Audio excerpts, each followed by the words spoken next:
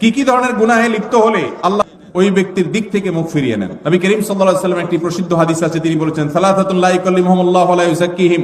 তিন শ্রেণী মানুষ আছে, তাদের জন্য চারটা শাস্তি হবে। নাম্বার 1, যে ব্যক্তি বয়স্ক হয়েও ব্যভিচারে লিপ্ত হয়েছে, এই ব্যক্তির সাথে আল্লাহ কিয়ামতের দিন কথা বলবেন না, আল্লাহ তাকে পবিত্র করবেন না, তার দিকে চেয়ে তাকাবেন না এবং তাকে কঠোর শাস্তি দিবেন যে সে প্রাপ্তবয়স্ক, বিবাহিত, বৃদ্ধ, এরপরও সে জেনায় কেন লিপ্ত হলো।